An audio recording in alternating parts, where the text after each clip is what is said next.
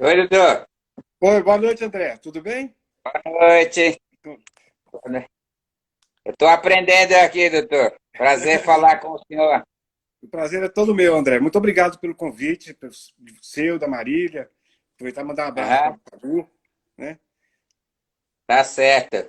Que bom que o senhor aceitou o convite para a gente conversar sobre doença. Fiquei muito feliz. Queria te agradecer em nome da organização que me colocou em contato com o senhor. Eu conheço algumas pessoas da Fiocruz aqui em Manaus. Estou falando com o senhor de Manaus. Aham. Trabalhando, eles trabalham com a gente nas nossas comunidades. A Fiocruz ajudou a gente a formar agentes indígenas de saúde, agente comunitário da saúde indígena, uma experiência nova no país. Uhum. Então, eu fico muito feliz de falar com o senhor. Eu que fico muito Hoje, feliz. Você conhece muito o Sérgio, né, André? O conheço o Sérgio, Sérgio. Sérgio é, É, é uma pessoa fantástica. Ele é fantástico. Ele, uhum, e agora, nesse projeto novo que a gente está fazendo, ele está liderando muito, né, como você sabe, toda a parte da montagem dos barcos, né, para poder fazer atenção às aldeias, né? Então, eu fiquei muito feliz de saber que você está trabalhando com o Sérgio. ah, legal. Eu conheço a doutora Luísa aqui, a Ana Lúcia Pontes. É, A Estela Penido fez documentário comigo com plantas, doenças. Eu conheço algumas pessoas. Muito bom, muito, eu gosto muito, da Fiocruz. muito bom. Parabéns pelo trabalho que vocês estão fazendo, porque é muito. Hoje, com os agentes de atenção básica da saúde, me deixou impressionado quando eu estive aí em Manaus, que eles me contaram, que me mostraram. É uma coisa, umas grandes maravilhas que o Brasil tem hoje, esse grupo de agentes de saúde, né? Isso. Doutora, vamos então conversar um pouco. Eu não sei acompanhar bem esse aqui, algumas pessoas estão entrando, mas o objetivo que a Marília me contou que é para esclarecer sobre a doença, né? Uhum. Eu sou liderança do povo Baniwa, me apresentando um pouco para o senhor, eu sou da região do Alto Rio Negro, onde tem 23 povos indígenas. Hoje tem 2.800 casos confirmados, né? A gente tem 45 óbitos. O povo Baniwa perdeu 8 pessoas até agora, né? Dois curipacos da mesma região, mas ao todo tem 45 óbitos, infelizmente, dos povos indígenas no Alto Rio Negro. Eu acho que muitos Bom, parentes também estão assim, eu vejo as notícias da Cuiabe, de parentes pelo grupo, é uma situação bastante triste, né? Eu acho que muito triste. esse contexto, esse que estamos passando, é que leva a gente a estar preocupado procurando entender o que é essa doença, né? Essa dúvida que a gente. Como é que ela apareceu? De onde ela estava? Onde ela estava? Ela, Por que ela resolveu aparecer? Né? ela, E o que é, que ela é, né? Para nós, só falando um pouco para o senhor, para nós indígenas, essa doença geralmente são como se fossem pessoas no outro mundo dela, né? Como se fosse mulher, como se fosse homem. Então, eu estou falando da cultura indígena, ela aparece no sonho com uma mulher bonita, como um homem bonito, né? Na nossa cultura é assim. Então, como é que é isso? Como é que a ciência explica isso, né? é, Alguns dizem que ela apareceu, esse nome parece interessante. É assim que funciona da nossa cultura, né?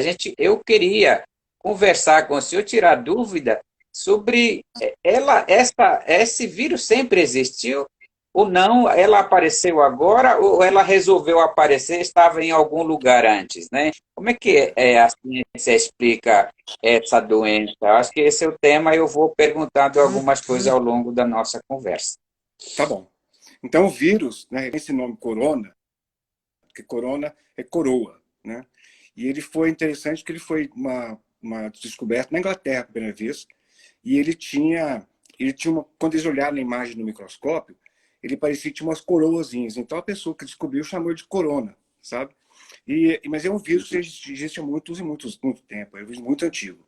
Agora, ele vai acontecer o seguinte, que na Índia, esse vírus, ele de alguma maneira, sabe? Então, ele chegou, ele vivia em animais e começou, talvez por a relação do homem com alguns animais, esse caso foi o morcego, ele passou a infectar o homem.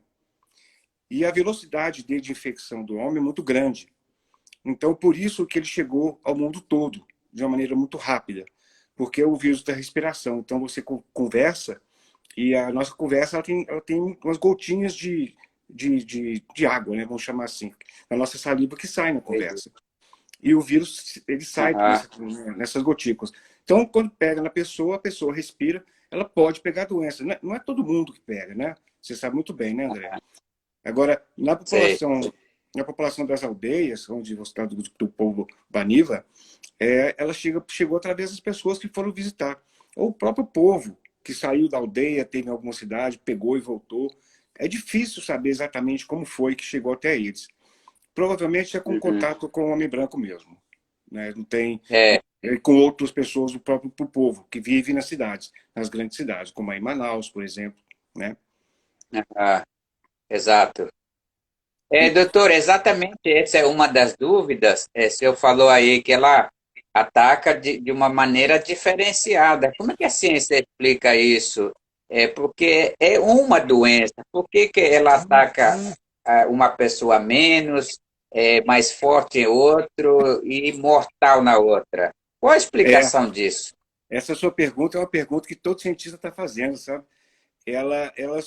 A gente não conhece todos os detalhes da doença. A gente sabe, sim, por exemplo, pessoas que são obesas ficam mais doentes, que pessoa que tem problema cardíaco, é chamado comorbidades, né? Que são outras doenças que a pessoa tem.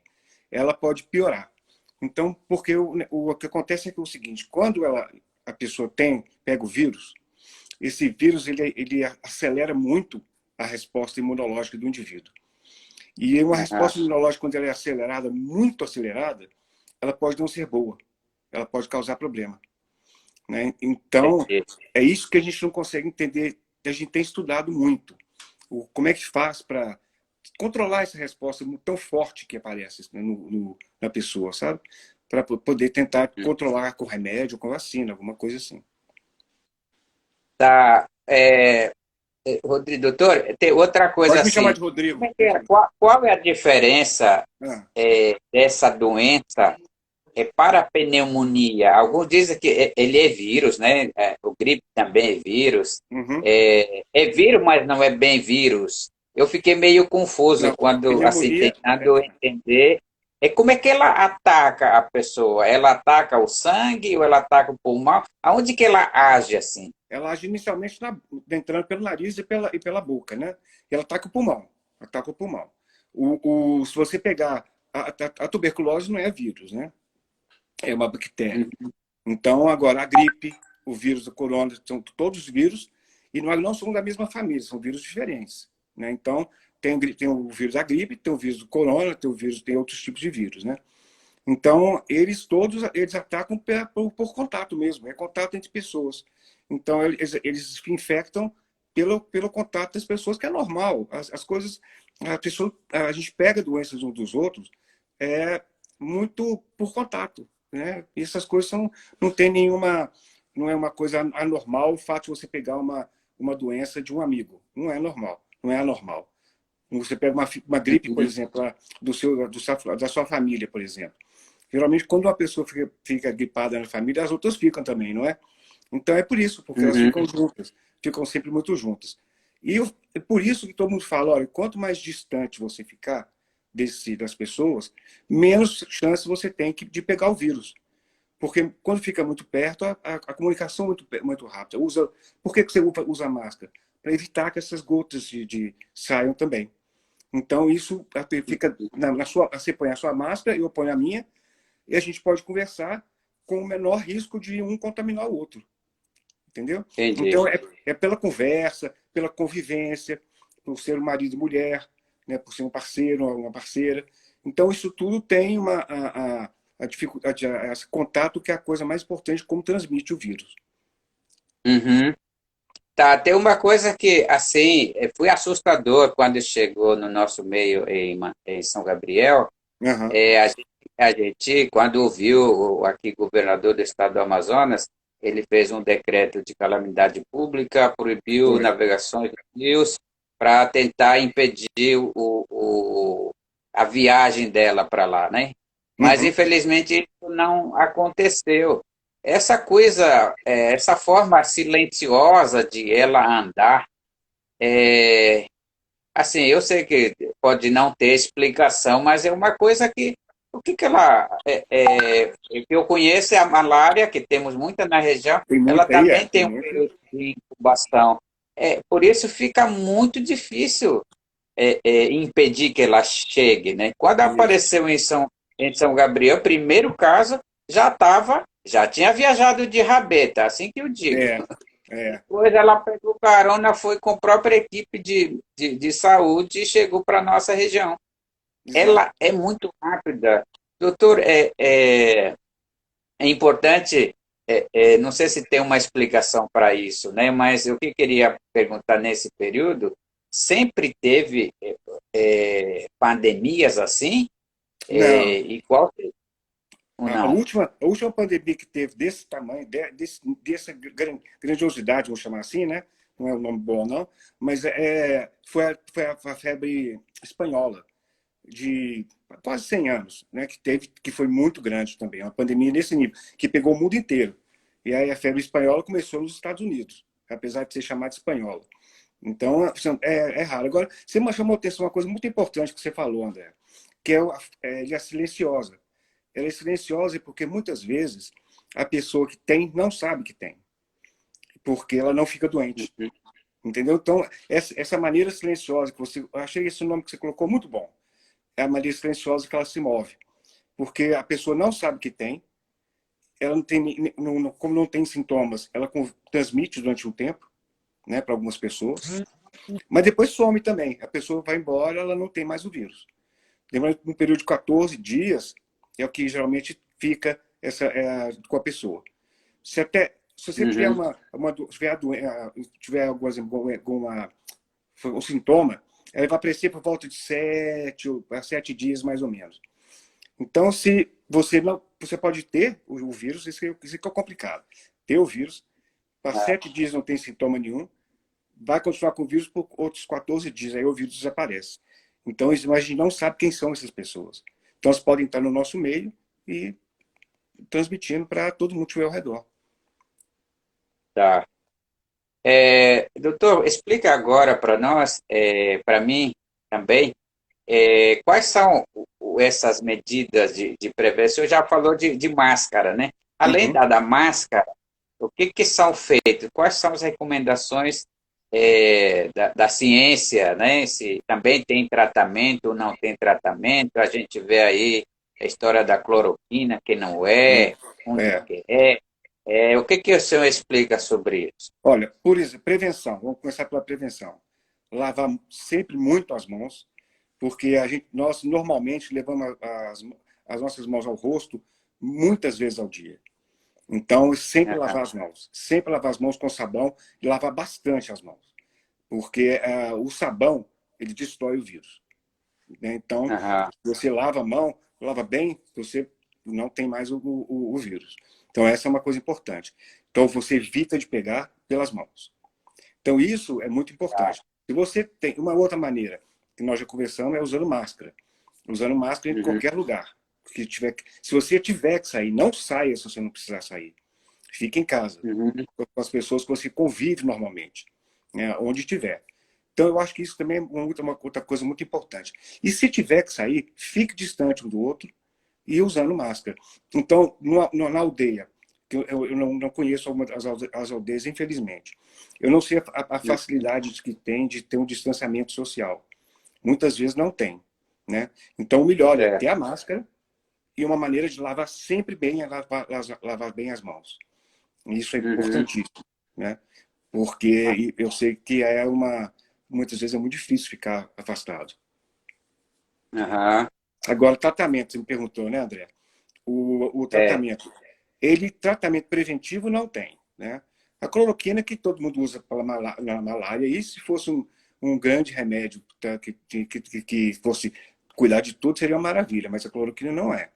Né? A gente não Uhum. tem, não se sabe, até hoje ninguém mostrou que a cloroquina tem um efeito bom. Tem muitos remédios sendo testados, muitos. Remédios para outras Aham. coisas que as pessoas estão testando, para ver se consegue, que a gente fala de reposicionar o remédio. Quer dizer, um remédio de malária ser bom também para matar o vírus, né? Como é o caso da cloroquina. Aham. Então, tem outros remédios também que estão sendo feitos assim, sabe? Tá. Você quer perguntar alguma coisa? Não, não, eu tô acompanhando. Tá. Não, é porque eu queria falar sobre a vacina que você me perguntou também, né? Ah, sim, pode falar. É. Então, hoje a ciência está andando muito rápido com vacina. Hoje no mundo deve ter umas 120 vacinas, por aí mais ou menos, sendo testadas. Agora, o Brasil está com 2 vacinas sendo testadas e mais 2 sendo desenvolvidas. As que estão sendo testadas no Brasil, você deve ter ouvido falar de uma vacina que veio da Oxford, né, da Universidade de Oxford, e uma vacina que veio da China. Né?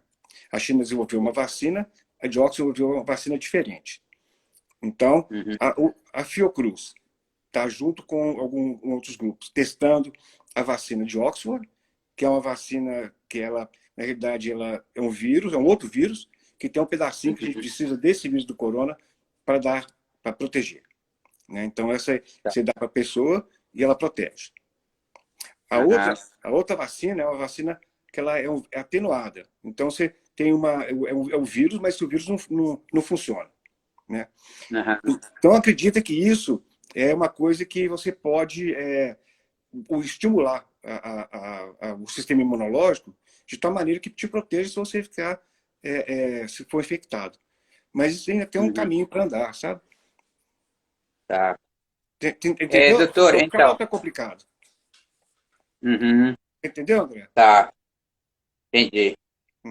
Doutor, essa parte é importante das vacinas.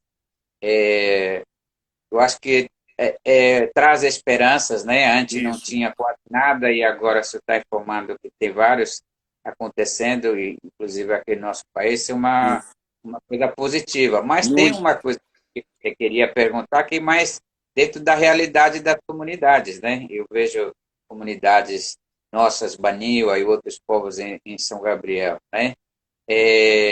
A doença pegou eles, Uhum. aí se recuperaram.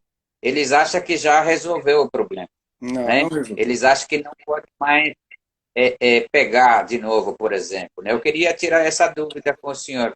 Como que o É. senhor explica isso? Tem risco depois de as pessoas pegarem a doença? André, olha, é uma pergunta que você faz. Essa pergunta é uma pergunta que nós passamos, quase todo dia a gente se faz a pergunta. Realmente, não sabemos. Uhum. Se a pessoa pegou uma vez, até hoje o que a gente sabe é que provavelmente não está infectado, não tá protegido. Vamos partir desse princípio, porque Aham. a gente não conhece. Esse caso novo de reinfecção, por exemplo, eu peguei, curei e peguei de novo, não existe ainda. Mas ninguém sabe por quanto tempo a pessoa que pegou e curou vai ficar protegida. Então é um nível de incerteza muito alto. Então essa pessoa deve ajudar também a evitar o contato, continuar usando máscara, continuar lavando as mãos, continuar protegendo o parceiro, a parceira, os filhos, os amigos da Uhum. aldeia. Então ela deve continuar com os mesmos hábitos até que a gente consiga entender o que acontece. Né? Então, Uhum. isso é um problema, uma coisa que a gente tem que esclarecer aos amigos. Você não está agora livre de pegar de novo. Tá? Entendi.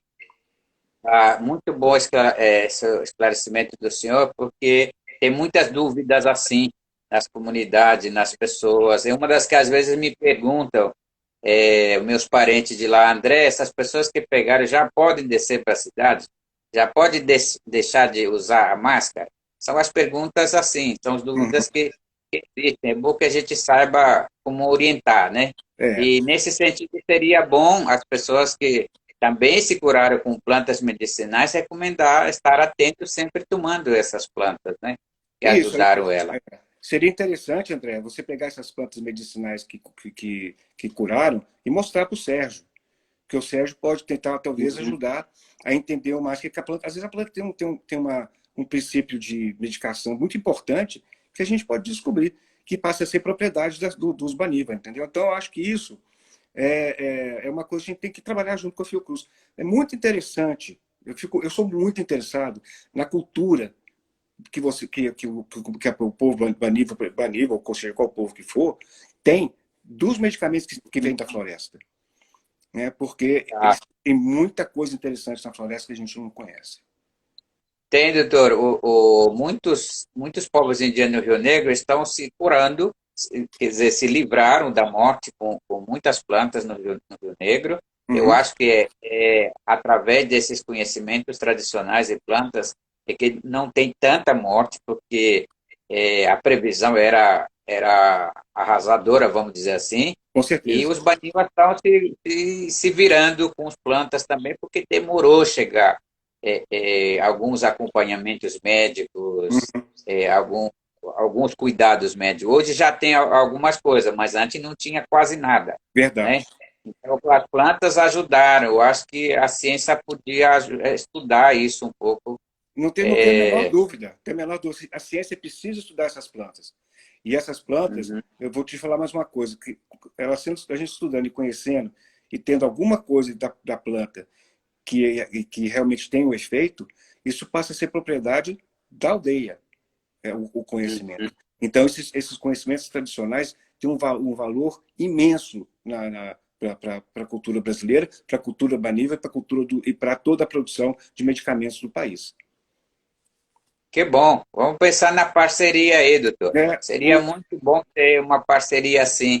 Eu queria te perguntar, doutor, sobre quando que essas vacinas poderão ser já usadas pela população, né? A outra pergunta é, ano que vem já vai voltar normal? Quando que essa vida volta normal no sentido de não usar mais máscara, por exemplo? Eu acho que é uma das preocupações muito fortes nas comunidades. eu acho que você tocou em pontos importantíssimos. Quando que a gente vai deixar de usar máscara?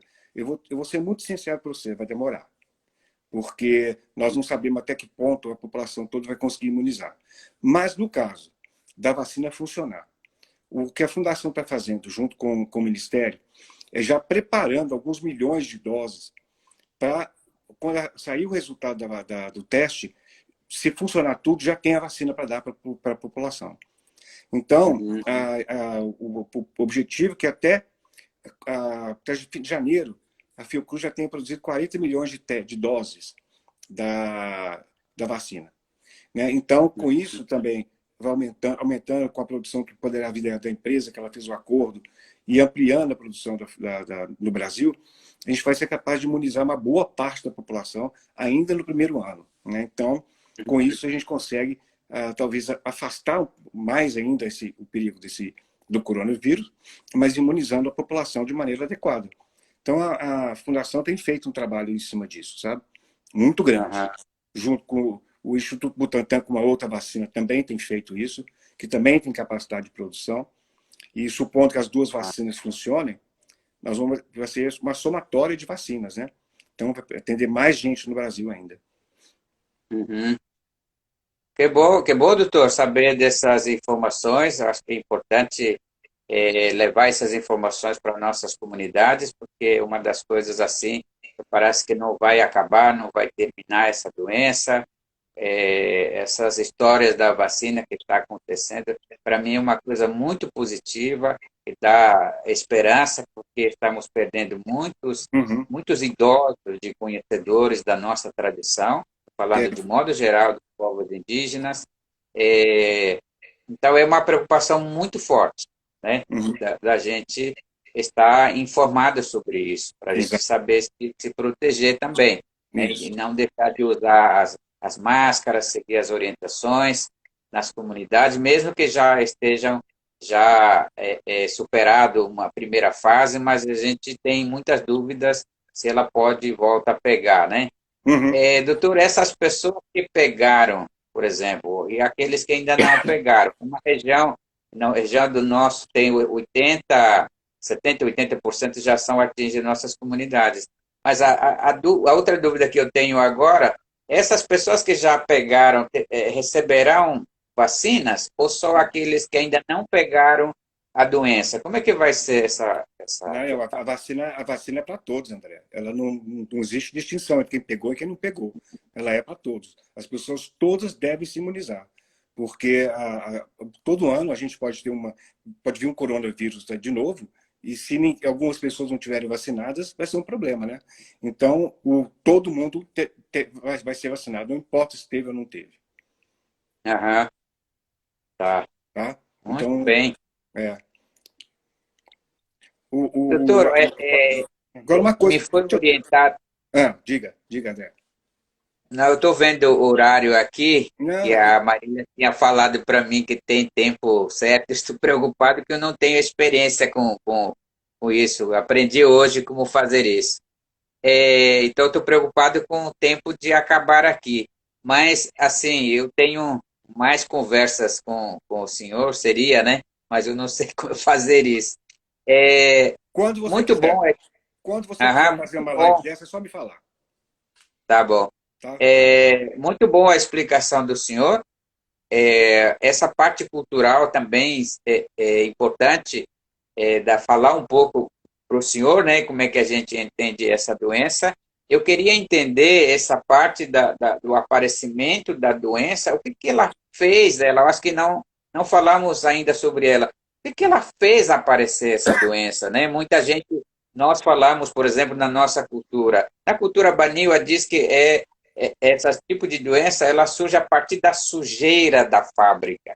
Né? A nossa cultura fala da fábrica, desde a mitologia lá, ela sabia que já seria assim. Então, quando alguns parentes fazem um benzimento de reza de palavra, poder de palavras, ela lembra esse surgimento lá no início, antes do surgimento da humanidade. Né? Como é que a ciência explica isso? Olha, eu vou te falar uma coisa. Você está falando de coisas que. Eu vou te falar uma coisa que por que as coisas, essas doenças surgem. É porque nós estamos destruindo toda a nossa natureza. Né? Então, a partir do momento que a gente mexe com a natureza, passa a incomodar a natureza, essas doenças elas começam a aparecer. Por exemplo, na região amazônica, por exemplo, quantas doenças novas apareceram? Apareceu o Zika, não, que o Zika não veio daí. Mas tem vários outros tipos que acontecem, que estão matando as pessoas. São vírus muito graves. O chikungunya chegou no Brasil. Chegou outros dengue chegando no Brasil. A malária ampliou a quantidade da área que ela pega. Quer dizer, o homem ele briga com o ambiente. Então ele briga com o ambiente, tirando a floresta do lugar, tirando os animais do lugar. Os animais eles vivem sempre numa situação de acomodação bem tranquila dentro da mata. Né? O que a gente faz, por exemplo, esse vírus? Foi um aumento de uma relação do homem com o morcego, né, que passou a conviver mais perto dele. E muitas vezes eles passam a ter uma relação, por exemplo, passam a se alimentar do morcego. E com isso, o que acontece? Esses vírus vão se adaptando. Então, ele não vai adaptando o outro, vai acostumar, e até que o vírus passa a infectar o homem completamente. Pode não causar nada, pode causar absolutamente nada, mas pode causar uma pandemia desse tamanho. Então, a nossa maneira de tratar o meio ambiente, de tratar toda a riqueza da natureza que a gente tem, é muito ruim. Ela causa muito disso. Ela causa muito esses problemas. Hoje, com o desmatamento da Amazônia, o que tem de parecido de vírus novos que a gente não conhecia é muito grande. Então, a gente tem que preocupar muito com como a gente age em relação àquilo que a gente tem ao nosso redor. Né? Vocês vivem muito isso, do ataque dos grileiros, que todos que fazem, que vão lá e destroem a mata. Se destrói a mata, se destrói um ecossistema, um ambiente natural equilibrado. Né? Doutor, é preocupante isso. Os parentes, eu conheci os parentes lá do Xingu, da mesma família linguística do que eu, e eles dizem que o sapo, o sapo, ele segura o céu. Uhum. O povo Yanomami são os pajés que seguram o céu não cair. E o povo Wanhapi tem outros indicadores, borboleta, por exemplo, né? O senhor está falando aí, a gente vê esse desmatamento acelerado. De fato, se esses sapos acabarem, por exemplo, já era o nosso. nosso mundo, nosso Exato. sistema, né? Se esses pajés que estão morrendo e começam a morrer, também é um problema, vamos dizer assim, e vai assim, cada povo tem suas explicações para esse mundo, né? O Baniwa respeita muito essa natureza, todos os povos respeitam, por isso essa luta pela demarcação de suas terras, né? Exato. Muitos Exato. indígenas no Brasil, no Amazônia, fora da Amazônia, não tem terra demarcada. A gente vê nossos Que é um parentes absurdo. agora sofrendo É. terrivelmente essa situação. Eu fico muito preocupado com isso, apesar de ficar longe olhando as coisas, né? Eu concordo plenamente com o senhor. Eu acho que a ciência é nosso parceiro dos povos indígenas, né? E nessa luta eu acho que temos que fortalecer isso. Quando o senhor falou da pesquisa das plantas que estão curando também essas doenças, essa seria uma parceria fundamental com a comunidade indígena que aceitasse fazer isso. Tem comunidade também que não aceita, né? Isso. Nós, Baniwa, viemos trabalhando, valorizando muito o conhecimento intercultural. Talvez houvesse aí uma convergência de objetivos para isso. É. Mas é muito bom ouvir o senhor. Eu acho que o nosso tempo. Eu acho que a Marília falou que Tô nós estamos tranquilos. É, tranquilo, né? Ah, é, bom. o, É, mas eu acho, André, que a gente podia, já que nós estamos conversando, né, junto com tanta pessoa que tem nos ouvido, começar a trabalhar realmente toda essa parte voltada para a cultura dos povos com relação à mata. A Fundação tem um programa, que é um programa de busca de remédios, né, de troca, remédios naturais, né, que são os que vocês estão falando. E buscar exatamente o que tem dentro de cada uma das plantas, que é o remédio, realmente. Que não é necessariamente a planta toda, pode ser a planta toda, né? Mas, ah, mas aí a gente conhecer, e essa relação a gente faz de uma maneira que vai correr tanto para a gente entender como vocês usam para cada uma das doenças que você tem, e como a gente pode entender o que é isso e levar também para os outros brasileiros, né? Compartilhar, vamos dizer assim, o conhecimento dos povos indígenas com o outro povo do Brasil, né? Então, isso é muito fácil de fazer, porque a Fundação tem uma estrutura para isso e tem interesse em fazer. E tudo funcionando, tem capacidade de produzir os remédios. uhum. Doutor, aí eu fiz um trabalho junto com o que hoje trabalha, a doutora que trabalha na Fiocruz, e a gente trabalhou medicina tradicional Baniwa, Uhum, fazendo levantamento de plantas, por isso eu fico meio por dentro disso. Mas também eu tive algumas experiências, né, com pesquisadores de plantas. No caso, nossa região tem muitas malária, que é uhum. parecido com essa doença. A nossa conversa não foi muito boa com pesquisadores. Tem que ter uma conversa mais aberta. Temos essa legislação de proteção de conhecimento e repartição de Exato, recursos, exato. né? Eu acho que tem que considerar tudo isso, um processo que é bom de discutir, eu gosto de discutir isso. E nesse caso da malária, por exemplo, quando uma equipe de pesquisadores chegaram lá, não, eu entendi que estavam querendo enganar a gente, porque só queria dar retorno do relatório. Repartição de benefício não é relatório só, Não, não nem é, só não é. é muito mais do que isso. Né? Então ficou meio confuso, acabei não participando depois, mas tem plantas também para combater malária, assim como está surgindo para essa doença. A gente não sabe se mata mesmo ou se fortalece o corpo para expelir essa Ou se é por doença. acaso, né, André? Ou se é por acaso também. É, A se é pessoa já por estava acaso forte. É, também. é, Por isso, essa importância no caso de pesquisa laboratorial para demonstrar isso. é. A repartição de benefício, André, ela é a partir do momento que você tem, você pode produzir o remédio baseado na planta. Entendeu? Então, o fato de você pegar a planta e levar para um laboratório, você não necessariamente vai ter o remédio. Você pode demorar algum tempo para ter. Mas a fundação ela não faz nenhuma pesquisa sem que o documento seja assinado de participação de benefício e registrado no sistema do governo. Então a gente tem que respeitar sim Tem até um amigo meu colocando aqui que tem que devemos respeitar o conhecimento tradicional. Não tem a menor dúvida, e o conhecimento tradicional é seus. Vocês têm a propriedade dele. Tem que botar sempre na cabeça isso. Uhum. Tá, muito bem. Eu queria voltar lá ao assunto da doença, de novo, Vamos lá. que entrou no assunto aí da parceria, da pesquisa. Eu acho muito bom que precisa ser retomado, ter uma nova legislação sobre biodiversidade e proteção de conhecimentos tradicionais. Tem.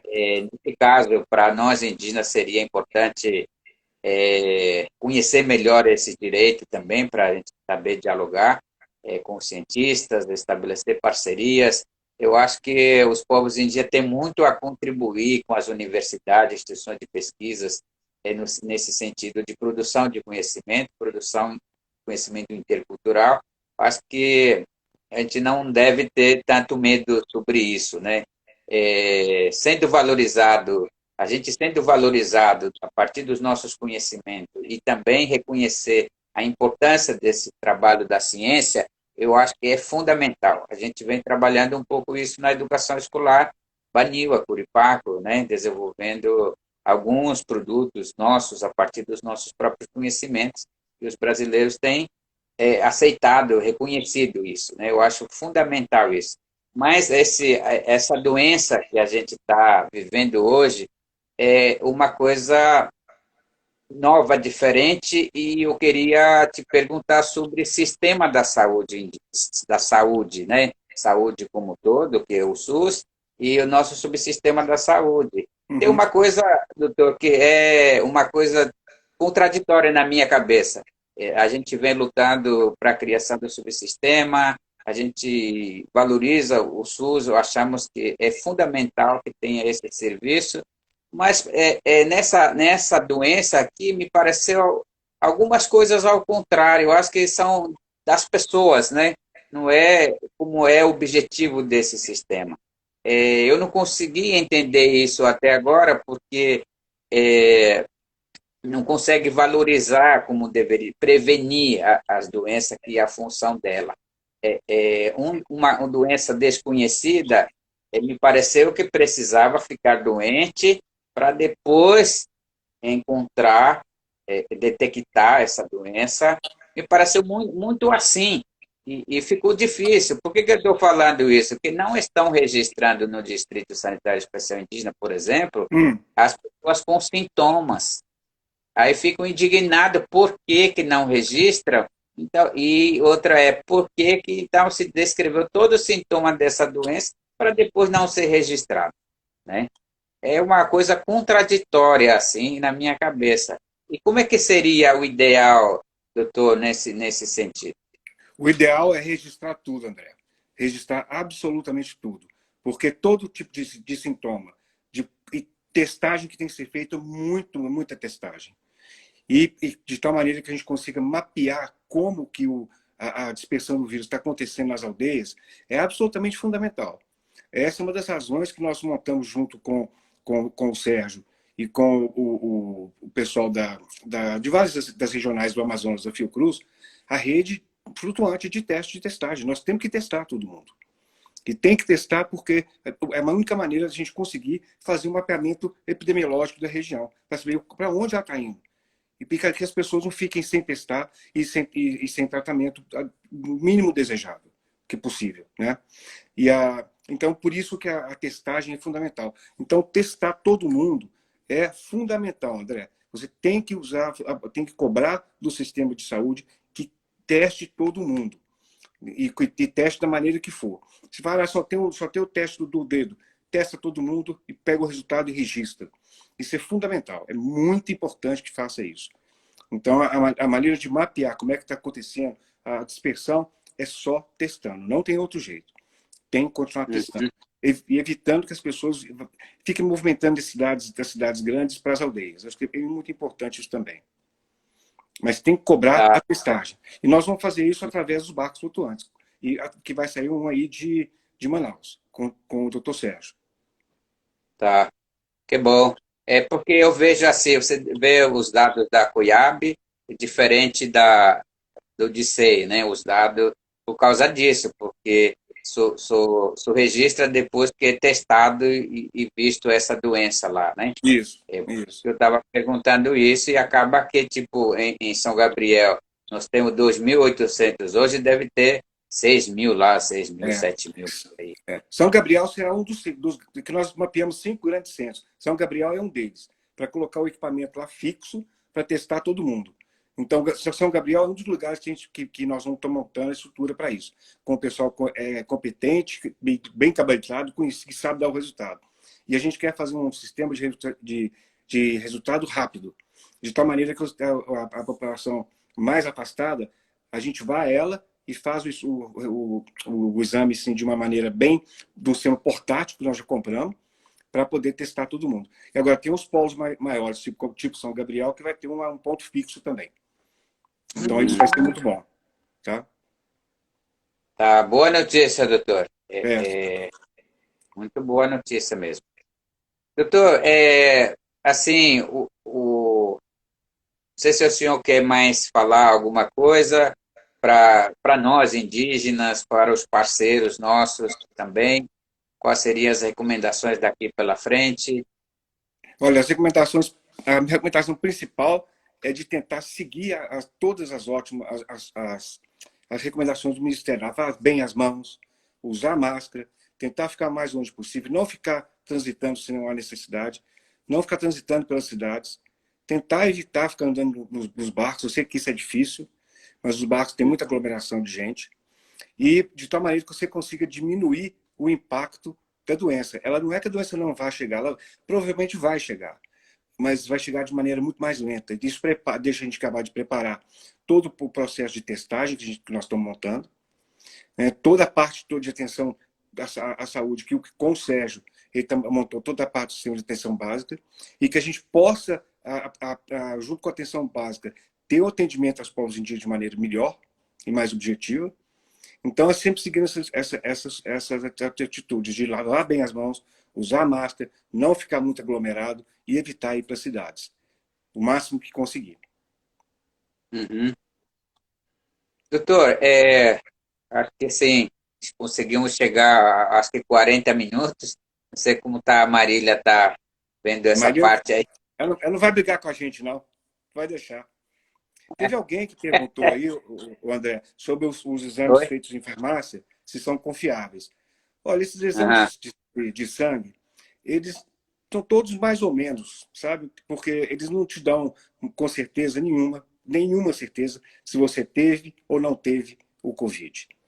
Então, ele é bom quando você usa num sistema de vigilância feita pelo sistema de saúde. Um indivíduo ir fazer um exame na farmácia não resolve nada, não. Sabe? Você tem que fazer isso, só vai te dar talvez uma angústia, ou não. Então, eu não mexeria com isso, não. Tá, isso eu vi notícia mesmo sobre isso. Tem uma pessoa que falou que não traz muito resultados certos, né? Às Não, vezes é negativo, mas de repente é positivo. Se é exato. positivo, acaba dizendo outra coisa, né? Isso. Qual É, a diferença entre, doutor, essas coisas, esse tipo de teste e esse outro que é PCR, não sei o nome? é PCR, é isso mesmo, você falou certinho. O PCR, ele detecta o vírus. Esse outro, ele detecta se você. Que é o que interessa. Você quer saber se você tem vírus. Então, esse Aham. detecta o vírus. Esse que é o teste bom. O outro fala se você tem anticorpo. Mas o negócio do anticorpo ainda é muito confuso. Eles estão melhorando os testes, mas mesmo assim ainda é muito confuso. Então, faz isso que você falou. Dá positivo, você não tem o vírus. Então, a única maneira de você saber realmente se tem o vírus é o PCR. É o que nós vamos fazer nas aldeias, né? Com, Tá, com as máquinas portáteis que eu te falei. entendi. Todos os povos indígenas vão receber esse teste, doutor? Como é que é? Todo mundo, nós vamos chegar onde der. Né? Nós estamos comprando muito material, estamos qualificando grupos de pessoas da região mesmo para fazer. Então, e nós vamos usar os barcos à medida que a gente conseguir. Nós estamos tentando, já conseguir uma parte do dinheiro, mas ainda falta mais. Porque a gente quer chegar a todas as aldeias possíveis. Eu não posso te falar hoje que todo mundo vai receber, porque ainda o sistema de navegação ainda não está pronto. A Marinha vai nos ajudar a fazer isso. Então, a ideia é que todo mundo receba. Essa que é a ideia. Que todo mundo seja testado. Esse Inclusive é, as aldeias. tá, que bom. Essa é uma coisa que eu ia perguntar do senhor. Quando que mais ou menos a gente começa a pensar que isso vai acontecer? Você Olha, tem eu alguma acho que coisa assim de tem tempo? uma ideia. O barco de Manaus ele deve começar a trabalhar mais ou menos em 15 a 20 dias. Ele está passando por manutenção, que é um barco que o Inmetro doou para a Fiocruz. Então, ele está fazendo manutenção, está adequando a parte das plataformas para poder colocar os equipamentos, né, que os equipamentos vão junto com o barco, e a montagem das partes dos móveis, que também vão com os barcos. Então, eu acho que daqui a uns 15 a 20 dias deve começar a funcionar. Ah, que boa notícia, doutor. É. Muito boa notícia mesmo. Tomara que não tenha nenhum problema no caminho com o barco, nem nada, porque o barco está. Aqui na região ainda vai ser uma boa época de navegação. No Ah, que Rio ótimo. Negro também, eu acho que em todas as regiões daqui da Amazônia, os rios ainda estão cheios, não sei se Uhum. algum parte dos rios aí já vai estar secando, mas ainda vai pegar um bom período de cheia, Que ótimo. vai ser navegação vai ser tranquila nesse barco. Olha, eu vou te falar uma coisa. A pessoa que está liderando todo o processo, a pessoa que você conhece, que é a Ana Lúcia. A Ana Lúcia, que é uma das Ana grandes. Lúcia. É a Ana Lúcia, nós temos trabalhado juntos. Ela que é a coordenadora do projeto. Tá, que bom. Ela É, tá sempre com a gente, tá, tá, que bom. tá. E ela briga mesmo, viu? Ela briga por vocês o tempo inteiro. Como eu fiz agora, que eu incorporei a alma da Ana Lúcia. Ah, que bom, doutor. Você é nosso parceiro. Fico Eu vou ser seu feliz. parceiro quando vocês quiserem. Aham, que bom. Doutor, assim, da minha parte, essa parte da doença, falamos um pouco da origem dela, o que que ela é, o sintoma dela, como a gente se previne dela, as vacinas que estão surgindo, que são boas notícias, esse trabalho que vocês estão fazendo de barco, testagem para as comunidades indígenas, eu acho notícias boas. É isso Eu que nós vou vamos fazer. falar para o meu povo lá que isso vai acontecer, né? E vai mesmo. Vai ser uma boa notícia dessa conversa que a gente está tendo aqui. E que a gente continue com recomendações que a gente tem, nós traduzimos nas nossas línguas lá para nossas regiões, Baniwa, Tucano, Yengatu, Yanomami, outras línguas indígenas lá, e continuar reforçando isso, eu acho que o nosso trabalho de liderança também, junto com as comunidades. Com Por isso, certeza. essa importância da gente entender, ouvir diretamente de vocês que estão lidando através da ciência nesse processo de combate a essa doença, né? Doutor, eu fico muito feliz, muito obrigado pelas suas explicações. Se você tiver mais alguma coisa por mim, estou satisfeito. Eu acho que tem boas notícias que tivemos até agora. André, eu só quero te agradecer muito e me colocar totalmente à disposição para quando você quiser conversar, a qualquer hora. Você tem meu telefone, pode telefonar, não tem problema nenhum. Tá? Então, assim, Uhum. realmente, se você quiser fazer uma live com o seu povo, eu estou totalmente à disposição. Tá bom. Tá bom? Obrigado, doutor. Eu te agradeço, Bom André. trabalho. Boa noite para o senhor. Boa Bom noite. descanso Para você aí. também. Obrigado. Tchau. Tchau.